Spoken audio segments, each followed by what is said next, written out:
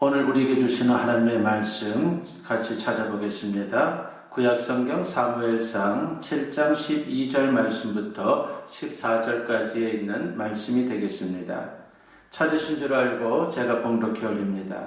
사무엘이 돌을 취하여 미스바와 센 사이에 세워 이르되 여호와께서 여기까지 우리를 도우셨다 하고 그 이름을 에벤에셀이라 하니라. 이에 블레셋 사람들이 굴복하여 다시는 이스라엘 지역 안에 들어오지 못하였으며 여호와의 손이 사무엘이 사는 날 동안에 블레셋 사람을 막으심에 블레셋 사람들이 이스라엘에게서 빼앗았던 성읍이 에그론부터 가드까지 이스라엘에게 회복되니 이스라엘이 그 사방 지역을 블레셋 사람들의 손에서 도로 찾았고 또 이스라엘과 아모리 사람 사이에 평화가 있었더라. 아멘. 오늘 이 말씀을 가지고 같이 여러분과 은혜를 나누고자 합니다. 오늘 말씀의 제목은 세워야 할 기념비 에벤에셀이라고 하는 제목으로 여러분과 같이 은혜를 나누고자 합니다. 오늘은 2020년 한 해를 마무리하는 성년주일입니다.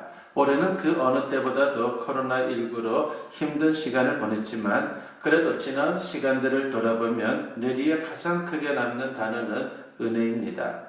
사실 은혜처럼 좋은 말은 없습니다. 하나님께서 우리를 사랑하셔서 선하고 아름다운 것들을 공짜로 베풀어 주신 것이 얼마나 많았습니까? 그리고 앞으로도 하나님의 은혜는 우리의 삶에서 뗄래야 뗄 수 없는 그런 중요한 선물인 것입니다. 그러므로 우리의 삶은 모두가 하나님의 은혜의 손길 아래에 있다라고 말할 수가 있습니다. 만약 하나님께서 우리에게 은혜를 베풀지 않았다면 우리의 삶은 너무나도 힘들 것입니다. 때로는 힘들고 어려운 일도 있지만 그것도 돌이켜보면요, 하나님의 은혜라 말할 수밖에 없습니다. 그 모든 과정까지도 합력하여 선을 이루시는 하나님의 뜻이 거기에 있기 때문입니다. 오늘 본문에는 에벤에셀이라고 하는 단어가 등장합니다. 도움의 돌이라고 하는 뜻으로 하나님께서 여기까지 도우셨다라고 하는 것입니다. 에벤에셀은 한마디로 하나님이 지금까지 베푸신 은혜를 말하고 있습니다. 왜 사무엘 선지자가 에벤에셀의 기념비를 세운 것입니까? 사사시대의 이스라엘을 가장 괴롭힌 나라가 블레셋입니다. 블레셋은 틈만 나면 이스라엘을 공격했습니다. 사무엘상 4장에 보면요, 이스라엘이 블레셋의 침공을 받아서 에벤에셀 곁에 진을 쳤습니다. 그 전투에서 4,000명이 죽었습니다. 전쟁에서 패한 후에 패인을 분석한 결과 하나님 임재의 상징인 법궤를 앞세우지 않았기 때문이다라고 하는 결론에 이르게 되었습니다. 그렇게 해서 홈리와 비느하스가 법궤를 메고서 다시 전쟁터로 나섰습니다. 그런데 이번에는 3만 명이 죽었습니다. 그리고 하나님의 법궤를 빼앗기고 홈리와 비느하스도 전쟁터에서 죽고 말았습니다. 두 아들이 죽었다라고 하는 소식을 들은 엘리 제사장은 의자에서 넘어져 목이 부러져 죽었습니다. 시아버지와 남편이 죽었다고 하는 소식을 들은 비느하스의 아내는 아이를 해산하고 이가봇, 즉 하나님의 영광이 이스라엘을 떠났다라고 하는 이름을 지었습니다. 하나님의 영광이 떠난 이가봇의 상황이 지금 바로 이스라엘의 모습입니다. 그리고 20여 년이 지난 후에 이스라엘의 새로운 지도자로 사무엘 선지자가 등장을 하게 됩니다. 그런 이스라엘 백성들을 미스바로 모으고 영적 대각성 운동을 펼칩니다. 그런데 이스라엘 백성들이 미스바에 모였다라고 하는 소식을 듣고 블레셋이 이스라엘을 한 번에 죽일 수 있는 좋은 기회로 여겨서 사무엘이 번제를 드릴 때에 공격을 하게 됩니다. 그때 놀라운 기적이 일어나죠. 하나님께서 큰 우레를 발하여 그들을 어지럽게 하셨고 천둥과 벼락을 내려서 블레셋을 물리칠 수 있도록 역사를 하신 것입니다. 사무엘과 모든 백성들은 하나님이 베푸신 은혜가 너무나도 감사했습니다. 그 기쁨과 감격을 잊지 않도록 돌을 가져다가 미스바와 센 사이에 기념비를 세우게 됩니다. 그리고 그 이름을 에벤에셀, 하나님께서 여기까지 우리를 도우셨다라고 고백하는 그러한 기념비를 그곳에 세우게 되었습니다. 하나님 없이 블레셋과 싸울 때 그들은 에벤에셀에서 처절한 실패를 맛보았습니다. 그러나 하나님은 그 실패의 자리, 패배의 자리를 새로운 승리의 자리, 기적의 자리로 바꾸어 주셨습니다. 어떻게 실패의 자리가 하나님의 기적이 나타나는 축복의 에벤에셀로 바뀐 것입니까? 그 비결을 오늘 본문 말씀을 통해 배우면서 코로나19로 어려운 상황에서 하나님의 방법으로 승리하는 우리 모두가 되었으면 합니다. 첫째는 회개해야 한다라고 하는 것입니다.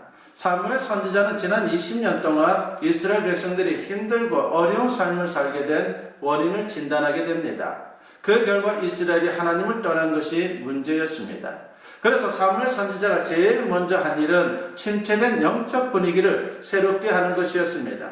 그런 이스라엘이 사는 길은 오직 하나님께로 돌이키는 것밖에 없다라고 하는 것을 알았습니다. 그래서 영적 대각성 운동을 펼치게 된 것입니다. 이것이 바로 일명 미스바 대성회입니다.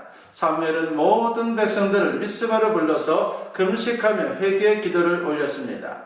그리고 이스라엘 백성들에게 부흥의 해법을 제시합니다. 사무엘상 7장 3절에 보면은 사무엘이 이스라엘 온 족속에게 말하여 이르되 만일 너희가 전심으로 여호와께 돌아오려거든 이방 신들과 아스다롯을 너희 중에서 제거하고 너희 마음을 여호와께로 향하여 그만을 섬기라. 그리하면 너희를 블레셋 사람의 손에서 건져내시리라 하고 있습니다. 지금까지 이스라엘 백성들은 하나님을 섬기는 것처럼 보였지만 실상은 우상을 섬기는 것이 너무나도 많았습니다. 결국 하나님께서 그들의 잘못을 깨우치기 위해서 블레셋을 채찍으로 사용하게 된 것입니다. 이스라엘 백성들은 선지자의 말을 듣고 미스바에 모여서 자신들의 잘못을 회개합니다. 금식하며 부르짖었습니다. 우리가 여호와께 범죄했습니다라고 그렇게 부르짖으며 회개를 했습니다. 지금까지 하나님을 섬긴다면서 우상을 섬긴 자신들의 죄와 허물을 주님 앞에 다 쏟아놓은 것입니다. 우리의 인생을 실패로 몰아가는 주범은 바로 죄입니다. 하나님 뜻에서 벗어나는 것입니다. 하나님과 거리가 멀어지면 멀어질수록 우리의 삶은 힘들 수밖에 없다라고 하는 것입니다. 그러므로 죄된 마음을 갈아엎어야 합니다. 호세아 10장 12절에서 호세아 선지자는 이런 말씀을 하죠. 너희 묵은 땅을 기경하라고 말입니다. 기경하라고 하는 말은요, 갈아엎으라고 하는 뜻입니다. 마음이 완악해지고 죄악과 욕심의 잡초가 무성하니 완전하게 갈아엎으라고 하는 것입니다. 어떻게 갈아엎을 수 있습니까? 예레미야 23장 29절 말씀에 보면은 여호와의 말씀이니라. 내 말이 불같지 아니하냐? 바위를 쳐서 부서뜨리는 방망이 같지 아니하냐라고 했습니다. 하나님의 말씀은 살아있고 운동력이 있습니다. 마치 방망이 같습니다. 그 말씀으로 완악한 마음을 깨뜨려야 합니다. 그리고 하나님의 말씀은 불과 같습니다. 그래서 말씀으로 마음을 녹여 새 마음으로 바꿔야 하는 것입니다. 사람은 스스로 자기 마음을 바꾸지를 못합니다.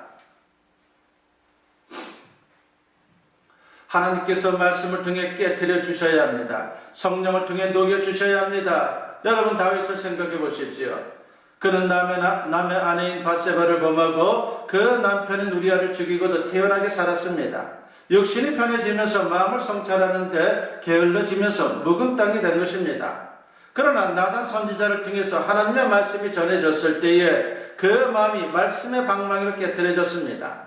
그때 그가 지은 참회시 중 하나가 시편 51편 말씀입니다. 그 중에 시편 51편 17절 말씀에 보면 이런 말씀을 하죠. 하나님께서 구하시는 제사는 상한 심령이라. 하나님이여 상하고 통회하는 마음을 주께서 멸시하지 아니하시리이다 라고 했습니다. 다윗은 하나님의 말씀을 듣고 철저히 통에 자복했습니다. 그러면서 하나님의 은혜를 잊게 됩니다. 인간은 다 죄인입니다. 우리가 예수님을 믿고 하나님의 자녀가 되었어도 우리의 심령 속에 죄성이 남아 있습니다. 그러므로 끊임없이 우리는 죄에 대해서 경계해야 하는 것입니다. 날마다 말씀 앞에 나아가야 합니다. 마음속에 죄악을 찾아내고 깨뜨리고 녹여야 하는 것입니다. 그리고 십자가의 보혈로 깨끗이 씻어야 합니다. 스펄전 목사님이 이런 말을 한 적이 있습니다. 사람의 마음은 5분만 방치하면 마귀 만드는 공장이 된다라고 말입니다. 위대한 설교자여 신앙인이었던 그가 이런 말을 했다라고 하는 것은 자신의 내면을 들여다보면서 자기 안에도 그런 속성이 있다라고 하는 것을 발견하고 고백한 것입니다. 누구도 예외가 없습니다. 조심하고 힘쓰고 애써야 하는 것입니다. 우리는 목욕을 했어도 집에 돌아오면요 손발을 다시 닦습니다. 또 매일 이를 닦습니다. 그래도 수개월이 지나면 거기에 치석이 끼게 됩니다. 그래서 정기적으로 스케일링을 해야 합니다. 이와 같이 우리도 매일 하나님의 말씀 앞에 나아가야 합니다. 하나님의 말씀을 읽고 듣고 묵상하고 기도하고 나 자신을 돌아보면서 죄된 것이 있다면 깨트려야 합니다. 하나님은 상한 심령의 제사를 기뻐하신다라고 했습니다. 오늘 우리가 절망의 자리에서 희망의 자리로 나아가는 비결은 나의 죄된 것을 깊이 깨닫는 것입니다. 그리고 깨닫는 것으로 그치는 것이 아니라 그 죄를 주님 앞에 회개해야 합니다. 그럴 때 코로나19도 물리칠 수 있는 하나님의 은혜를 풍성히 체험하는 그러한 인생이 될 수 있는 것입니다. 두 번째로 우리가 에베네셀의 은혜를 누릴 수 있는 비결은 예배를 회복하는 것입니다. 지금 블레셋이 미스바에 모여있는 이스라엘 백성들을 치려고 올라오고 있는 중입니다. 자칫하면 한 곳에서 이스라엘 백성들이 모두가 몰살당할 위기입니다. 백성들은 두려워 떨며 우리를 구해달라고 간청합니다. 그때 사무엘이 한 일이 무엇입니까? 바로 어린 양을 잡아서 온전한 번제를 드렸습니다. 본문 9절 말씀에 보니까 사무엘이 전 먹는 어린 양 하나를 가져다가 온전한 번제를 여호와께 드리고 이스라엘을 위하여 여호와께 부르짖음에 여호와께서 응답하셨다라고 했습니다. 하나님은 형식적인 예배가 아닌 우리의 몸과 마음과 힘과 뜻을 다해서 드리는 온전한 예배를 기뻐 받으십니다. 하나님은 지금도 전심으로 예배하는 자들을 찾고 계십니다. 요한복음 4장 23절 말씀에 보면은 아버지께 참되게 예배하는 자들은 영과 진리로 예배할 때가 오나니 곧 이때라. 아버지께서는 자기에게 이렇게 예배하는 자들을 찾으시느니라 했습니다. 하나님께서 찾는 예배자가 누구입니까? 영과 진리로 예배하는 자라고 했습니다. 즉 성령의 인도하심과 다스림 가운데 진리 되시는 예수님과 더불어서 예배하는 자입니다. 몸은 예배 자리에 있는데 마음이 딴 데 있으면요, 그것은 참된 예배가 될 수가 없습니다. 우리는 찬양을 드려도 열심히 불러야 합니다. 찬양을 부를 때 악한 영이 떠나갑니다. 찬양을 부를 때 마음의 기쁨이 옵니다. 찬양을 부를 때 성령이 임하게 되는 것입니다. 기도를 드릴 때도 전심으로 기도해야 합니다. 오늘 이 기도를 들어주지 않으면 성전을 떠나지 않겠다라고 하는 마음으로 우리가 주님께 매달려야 합니다. 주님은 간절한 기도에 응답하십니다. 예레미야 29장 13절 말씀에 보니까 너희가 온 마음으로 나를 구하면 나를 찾을 것이요 나를 만나리라고 했습니다. 말씀을 들을 때도 내게 주시는 말씀으로 경청해야 합니다. 말씀을 통해 내 영이 살아야 다른 사람들을 살릴 수 있고 세상을 살릴 수 있는 것입니다. 머리로 듣는 말씀은 나를 변화시키지 못합니다. 나를 변화시키는 생명의 말씀, 능력의 말씀으로 우리가 진지하게 말씀을 들어야 하는 것입니다. 말씀을 듣다가 낙심한 영혼이 셈을 얻습니다. 말씀을 통해 치유와 회복이 일어나는 것입니다. 예물을 드릴 때도 정성을 다해 구별해서 드려야 합니다. 최선의 것을 드려야 합니다. 자원하는 심령으로 기쁨으로 주님께 드려야 합니다.